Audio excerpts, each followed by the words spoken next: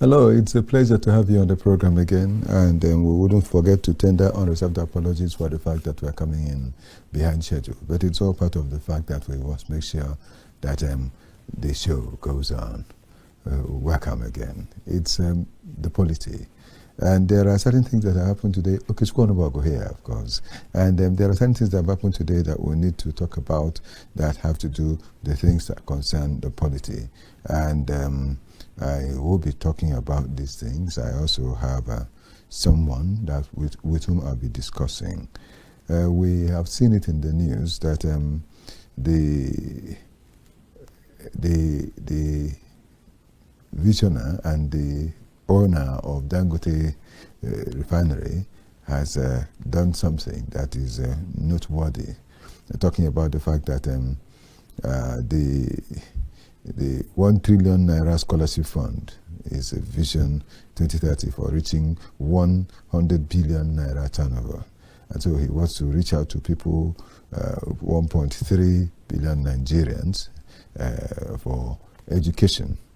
Then again, the 200 billion dollar, not naira, billion dollar capitalization by 2030, which is proposing to pay dividend in dollars and bringing Dangote among the world's 100 richest. There's a whole lot more, and the one he just talked about, the educational funding, the federal government has applauded, and every well-meaning Nigerian has applauded. And so we want to go on to talk about these things. And I have a guest that is very special that will help me talk about this thing. He is an economist, and not just that he is an economist, he is versed in all this talk about all these things that have to do with how some finances also have to do with the economy, how the economy has to do with the polity. And so that's why he is going to be my guest on the program today. I'm talking about Professor Ken Ife. Professor Ken Ife is a development economist. That's one thing I want you to hold on to as we go on. We'll see talk more about him, because he is the leader advisor to the ECOWAS community, and a lot more. He is also part of those that are shaping the economic plans concerning Nigeria, advising Nigeria's economic move. And so I want to say that it's a pleasure. From all that he has got to do today, he found time to be with us on the program. Professor Ken Ife, thank you for coming today. And thank you for having me. Right, sir. Prof, something beautiful has happened, and we have had this in the news today, and that is talking about the fact that the Dangote owner has said something, Aliko Dangote, and not just said something, he has done something, and we have seen things that are making everybody happy and shout. Even the government is happy, everyone is rejoicing. You have an idea of what I'm talking about. The educational scholarship, let me use the word, that he's creating, and other things that are surrounding this that will help the economy of the land, that will help the polity of the nation. So let's talk about it, sir. You're welcome again. Thank you. Yes. Now, 3 earth-shattering things happened yesterday and this morning. One is the launch of the Aliko Dangote Foundation scholarship scheme, where he has voted 1 trillion naira. That is 100 billion naira every year for the next 10 years. 100 billion to put it in context, 100 billion naira every year, which is 1 trillion in 10 years. Now, this 1 trillion naira is equivalent to $700 million, so that you can put it in proper context, and it's earth-shattering. Now, what are the components of this scholarship award? First of all, he commits to giving scholarship to about 1,300 people who will benefit from this over the next 10 years. But I did some economical modeling yesterday night to see what these figures can buy. It can actually buy, that money can buy a lot more than what is expected. But let's leave that aside. So there will be a build-up of 45,000 undergraduates, scaling up to that 1.3 million over 10 years. And initially, there will be 30,000 STEM. That is one particular thing there. STEM graduate, that is science, technology, engineering and mathematics. Yes, so that tells you that this is a skills agenda for technological revolution and industrialization of Nigeria, and by implication Africa as well. So there you begin with 30,000 STEM graduates, undergraduates, and then keep on following through. And then there is another 10,000 teachers, STEM teachers, who will teach the students in secondary school and then there's vocational education, 5,000 TVET, that is technical vocational education and training. If you know those apprenticeship things, those are heavy skills. So that is 5,000 of that, but that number will continue to increase over time. But there's another 20,000 that are in secondary school, JSS 1 and JS2, JSS 3. Those will continue to grow till they even go to university. So that is it. So altogether, the arithmetic shows that about over 1.3 million people will benefit from that. Now, what impact does that mean? First of all, it has one good thing that I have not seen for a very long time in Nigeria is a Minister for Education came out to show government support, tacit support, showing us policy alignment between what Dangote is doing and what federal government is doing, showing us strategy alignment, and then also committing these MDAs, the NEL Fund, the WAEC, NECO, NBTE, committing all of them to working with Dangote. So that is remarkable, because the history that we have in Nigeria is about asking an investor to bring money and then work against the interest. But this is a dramatic partnership that we haven't seen for a very long time. Now, this is part of the issue. Then there is also an emphasis on young girls that are using AI. Mm-hmm. They are using AI and AI robotics and latest technology, yes, to experiment. They came and made a presentation, which was something that blew everybody away. So these girls did, they showed us what you can achieve in that area of technology. And that also tells you that the fact that he's going to focus on digital technology in terms of monitoring this and in terms of the delivery means that you're not going to have, there will be optimal achievement of all the things that he has set out to do. So you're not going to have a lot of leakages or poor places. It's going to computerize everything from the word go. And that is very, very remarkable for initiative of this nature. And I know that it will expand, because just as we were watching the launch, the Deputy Senate leader just sent in pledge to send 50 million naira to support the program. I know many more people will come on board. Because people would like to associate themselves with such a highly, that's right. It's so positive, so well developed, and it will attract more people. And it's a very good example for private. The second thing is and then he plans to roll this out across the whole 774 local governments. But of course, to some level, there will be, apart from Lagos and Kano, that has a far more local governments, he thinks to have equal distribution. But then the priority would be to those that have very low attainment. Not like that, there are more out of school children. So the more out of school children you have in your state, the more likely you will get more support. So that is so it's going to be structured in that form. But it's very inclusive, it's very transparent. The fact that it's all based on digital technology speaks volume of what it's trying to do and what it's going to achieve. Now, the second one is the business side of it. Yes. And then he said that 25% of his wealth will be committed to education. Can you beat that? No, look, when my mom died, I couldn't cry. When my father died, I couldn't cry. Yesterday, I cried, I wept, but it was a weeping of joy. It was a crying of joy because it's joy for young people. I can see the future of young people. All this period I stayed in UK, 45 years, I could see all our dreams come true in one stroke. Somebody is not about wasting his wealth, is about spending it judiciously for the benefit of the community. So I think God will continue to bless this man for us. Then on the business side, they also have an ambition, what they call the Vision 2030.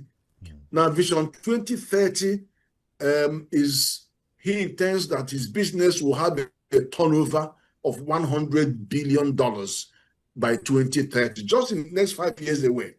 And that his company next year, he will begin to capitalize. He's going to the capital market to about 10% of his stock will be placed in his capital market. And that's over time would raise about $200 billion in capitalization. Now, let me tell you what that means.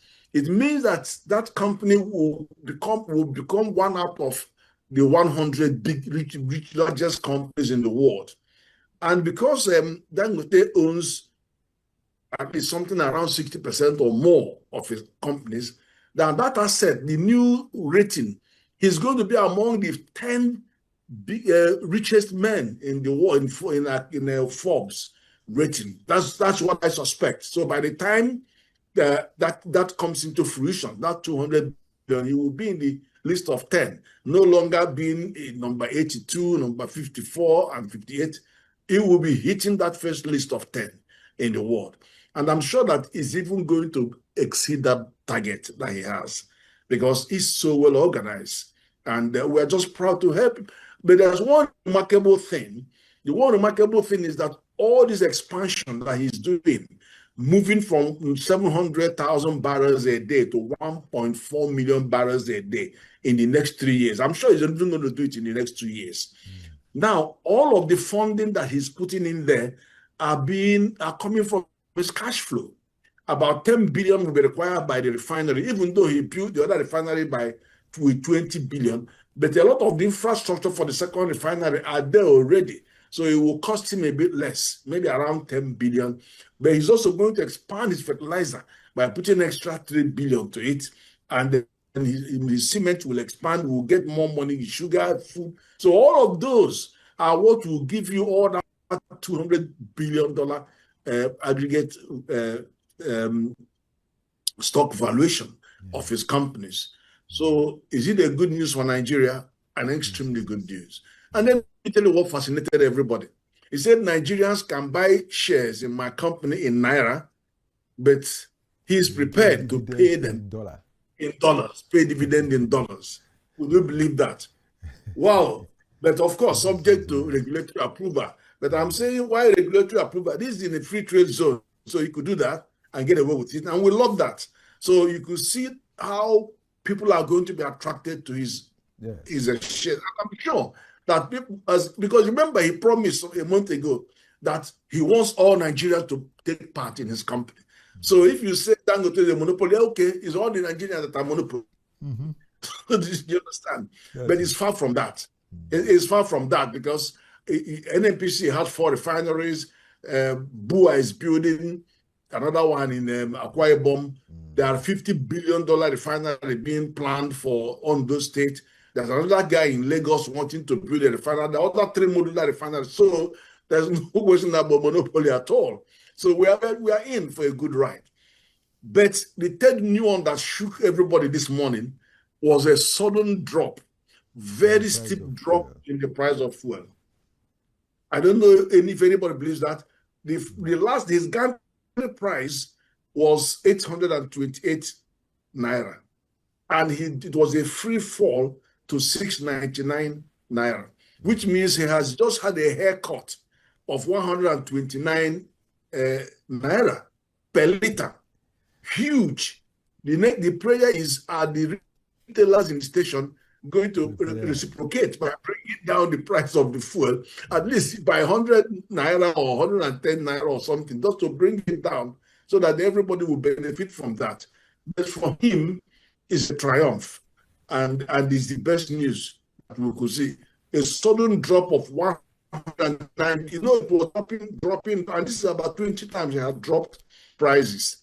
So it bodes well, and he's doing it because he wants to have competition, and then see how we can reduce this reckless importation of substandard fuel into the country. Okay, looking at the fact that this third one, that is what has to do with the reduction of petrol price, fuel pump price. You brought a bit of what I want to ask, but let's talk about it more. You see, he has done this. He has crashed the price to less than 800 naira per liter. That's what it is. And now, you asked a question. Would the marketers also be, I don't know the word to use, be kind enough to help bring down the cost eventually the way it should be? Because he has done this reduction. And before now, he had promised that his own vehicles, his own tankers, will carry this fuel to the stations all over the country that are working with him. But we had the problem of Pengassan disturbing, and some people disturbing, some marketers refusing, and a lot has happened. I don't know whether he will still be able to carry this fuel and move the way he had earlier planned, number one. Then number two, without a doubt, even these marketers themselves, would they allow it as it comes to them to still sell it at this? I mean, even if it were to be 100 naira reduction, it will still help the people, especially this period that we're talking about celebration, the Yuletide. No, the fact of the matter is that I think over 8,000 of those are already deployed. I think about 6,000 to 8,000 are already deployed. The target is 10,000.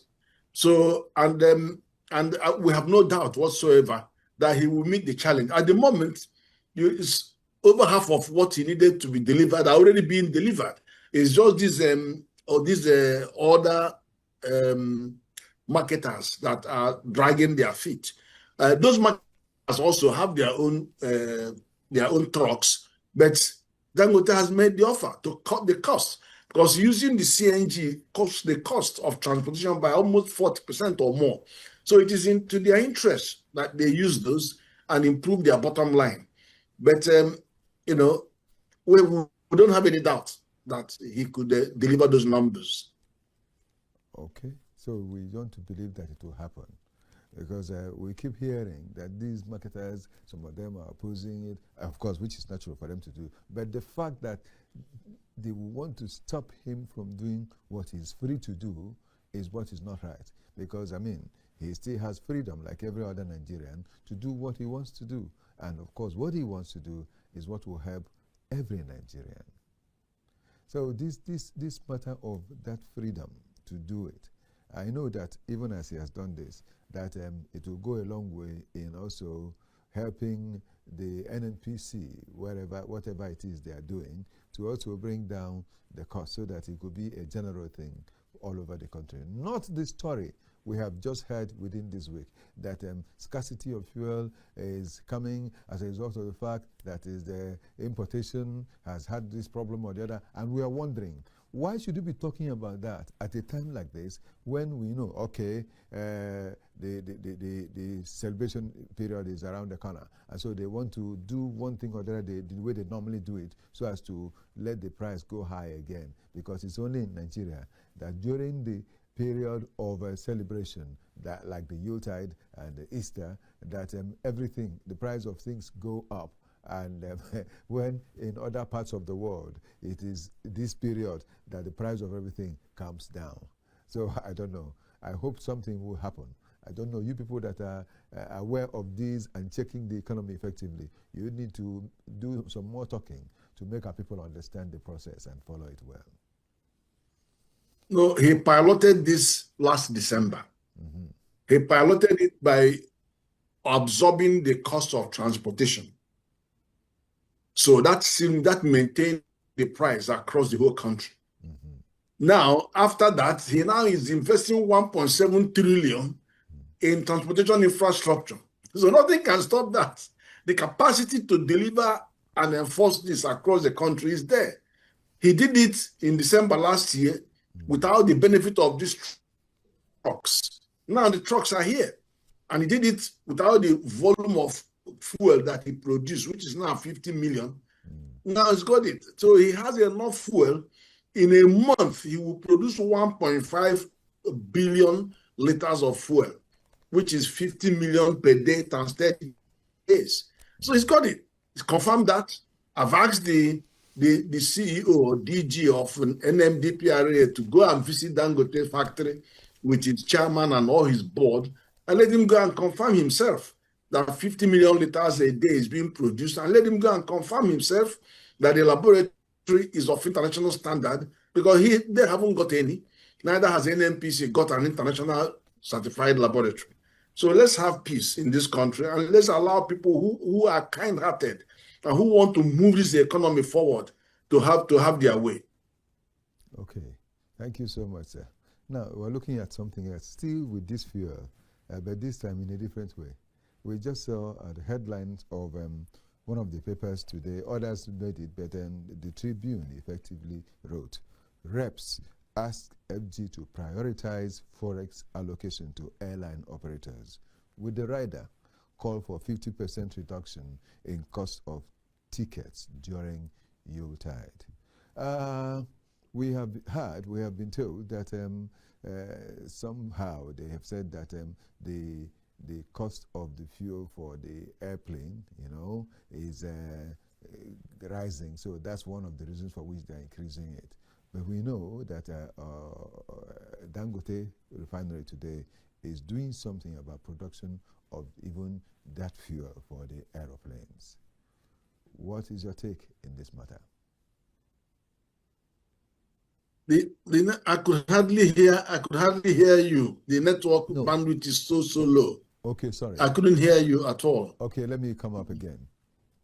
We found out in one of the newspapers, the Tribune today. Some others mentioned it, but Tribune has it as a major headline. And it says, "Reps ask FG to prioritize forex allocation to airline operators." And then there is a rider. The rider says, "Calls for 50% reduction in cost of tickets during Yuletide." These tickets they're talking about is airfares, for people who have to take the flight from one section of the country to another during this Yuletide, so that it will be easy for them. But then we have been told that that there is scarcity of that fuel that is supposed to run the planes. Is this real? Because if it were, I don't know why it is at a time like this that is happening. Even when we believe, or when we have heard and known, that Dangote produces that same fuel in this country. Yeah, Dangote produces far more jet fuel, many times more than what Nigeria needs. 2, flight tickets have doubled in price. In fact, it's tripled. Tripled, yes. 2 days ago, I came down from Abuja to Lagos, and the minimum fare that day was between 300,000 to 480,000 naira one way. That is ridiculous. This is something that is always 150, 130, but that is it. It's hiked. And there's no justification for that, because there's availability of fuel, and it has nothing to do with foreign exchange, because both government rates and CBN rate and black market rate are the same.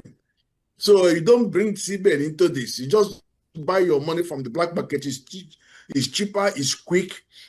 You want to apply for forex from central bank and wait for weeks and months only to buy it at a rate that is higher than the black market. So they shouldn't bring CBN into this at all. It's got nothing to do with CBN.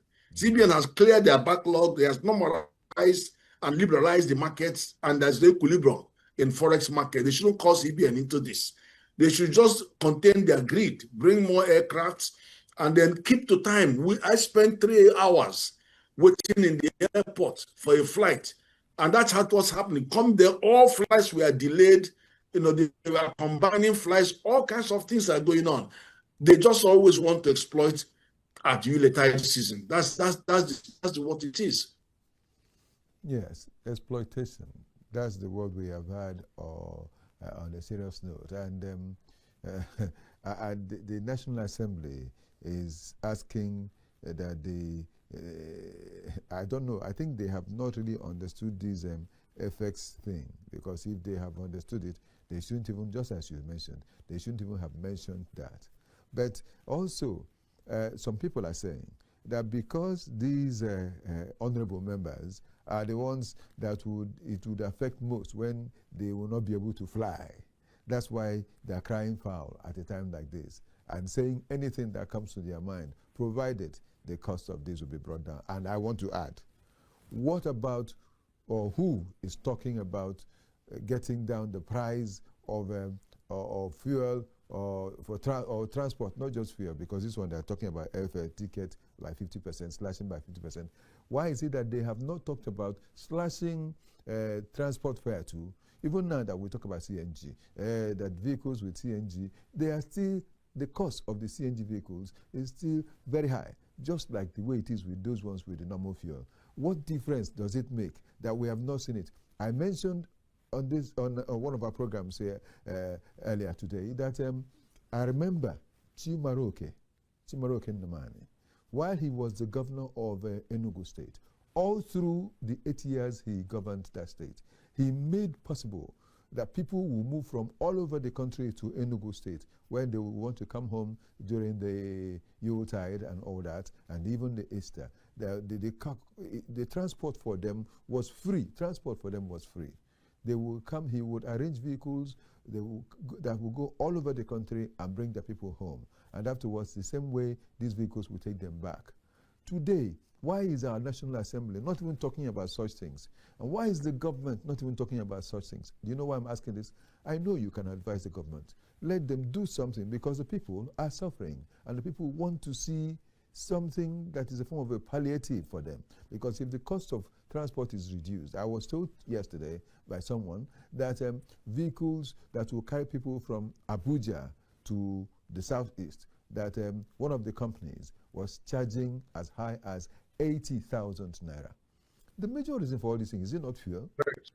What can we do about Correct. this? What can But happen? the fuel is down. To be changed? The fuel is down, the price is down. It is now the retailers that have to respond, reduce their price by about 129 naira as the case. But yes, you see, yes, in the aviation, there is also landing costs that need to be reduced for the aviation people, and there's also a passenger service charge, PSC, which you see in your tickets. So all of those add to the price of the airfare. So I know that there are pressure for those to be reduced to be able to bring down the absolute price of the thing. So the airport charges, the aviation charges, and the landing costs and the passenger service charges need to be tampered with to encourage them to bring down their prices. Okay. Who is the person that to do that tampering with? Because said they need to be. No, it's FAN. Obviously, it's FAN that runs that show, and the complaint should go to the Minister of Aviation. So it's the Minister of Aviation that can direct them to, to do something about the price hike. Okay. Is there a way that the Ministry of Transport can also do something for vehicles that move all across the country this period? I'm not sure what they can do, because they are not tolling the roads, they are not providing the transports, they are not charging those transporters anything that you could, like unlike the aviation.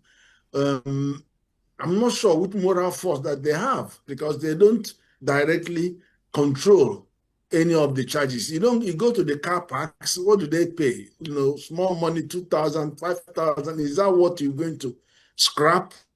So it's very difficult for the transport people. Yes. That is the land transport. Yes. It's very, very difficult. Okay. The only thing that actually makes a difference is when you have more vehicles on the road. As you mentioned, the Enugu State governor then had to say, okay, let's carry our people free. That market force, it forces prices down. So it's the demand and supply, temporary demand with supply, that will bring prices down. Okay. Thank you so much, Professor Kenny, for sharing this moment with us. We are coming towards the end of the year, and it's natural, that is wrongly natural anyway, for Nigeria and Nigerians that things turn the other way. Instead of bringing things down, they go up.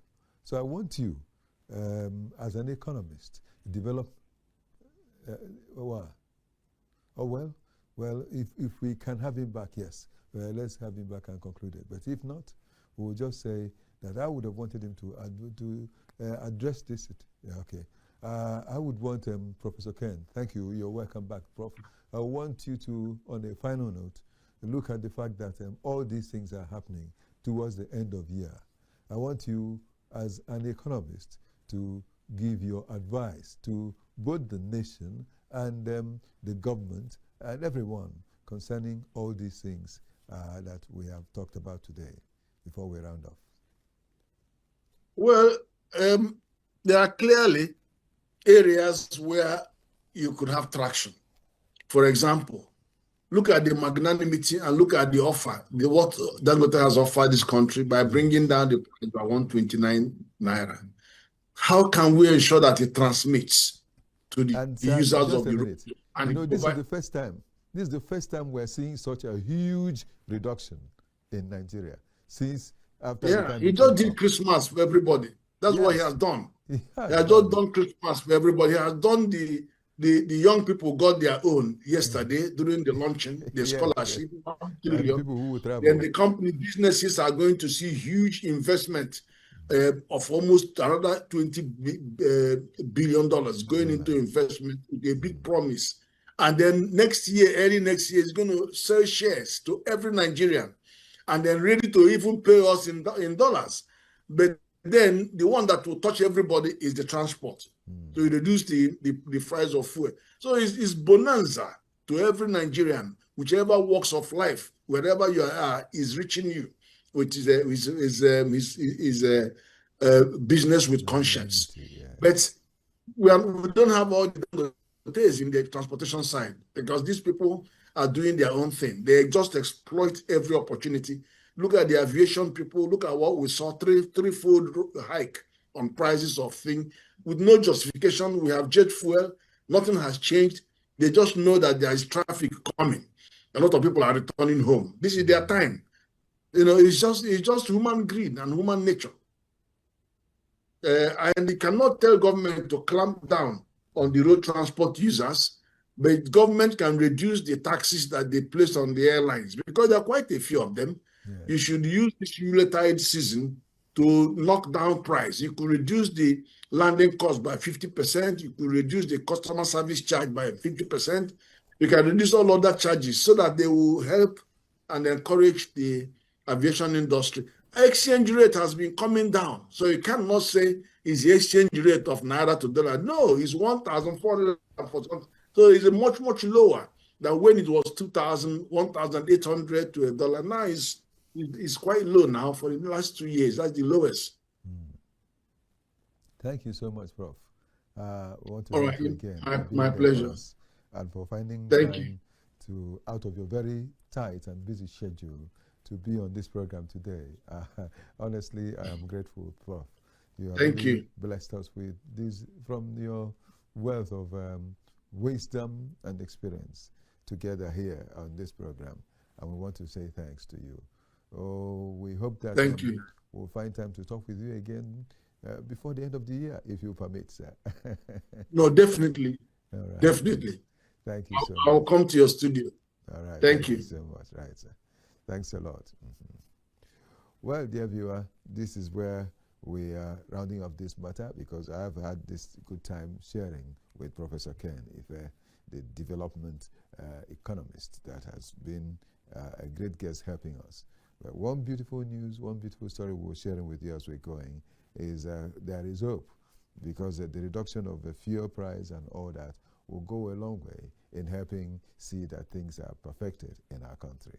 And so wherever we are, may we, I want to use the word, pray for Dangote, Aliko Dangote, for helping us in diverse ways. Yes, he is a businessman. He is making his profit. Yes, but there is effective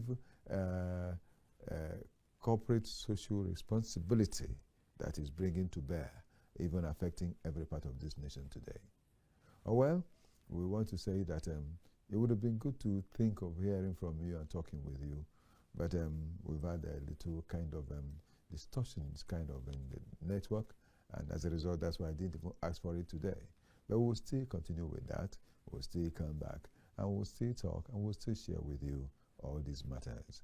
We want to thank you for being there, as always, watching and being part of what has gone on Kaftan Television. On this program, particularly The Polity, we thank you. Let me say special thanks to, one more time, to Professor Ken Ife for helping us. And also thanks to you, dear viewer, for being there. And let me not forget to thank Divine Dabrilaya. I wouldn't forget that. I also want to remember that there has been Ben, and we also have worked together. We've also had the Victors, Victor Adeye, Victor Chizea, Felix Akinjagula, and a lot of others with whom we have worked today. Thank you all for being there. Thank you all for being there. I also want to say special thanks to Chineyani, yes, and for the other students that have come and worked with us to put things in order. Saka, well, thank you, and a lot of others. And I want to say thanks to all of you. We still share a lot together as we go on the program. Lamide as well, let me thank you. This is Okechukwu Onobogo. What have I got to say? May the very best happen to us all the time.